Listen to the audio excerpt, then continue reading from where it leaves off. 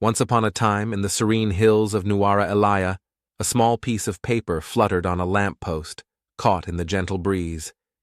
It bore a plea written in simple words. My Rs 50 korok is lost. If anyone gets hold of it, bring it to this address. I can't see properly. Curiosity piqued. A young traveler passing by couldn't resist reading the note. With a compassionate heart, he sought directions from a local elder. Uncle, can you tell me where this address is? He asked eagerly. The elder, recognizing the earnestness in the young man's voice, replied with concern. Ah, is this for grandmother? There's an old house just ahead. She lives there, but she can't see well. Determined to help, the young man followed the directions until he reached a dilapidated house barely standing against the elements. As he approached, a voice called out, Who are you? Come in. Don't mind Tommy. He barks but means no harm.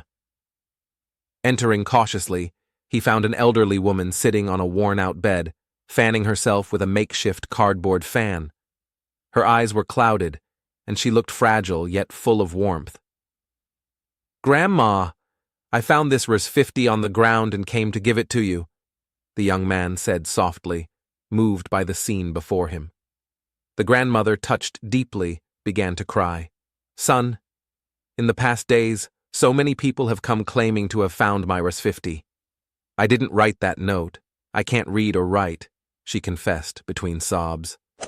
Comforting her, the young man gently placed the money in her trembling hands. It's okay, Grandma.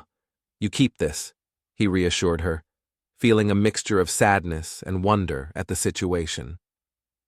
As he turned to leave, the grandmother called out to him once more. Son, don't forget to tear down the paper from the lamp-post when you leave.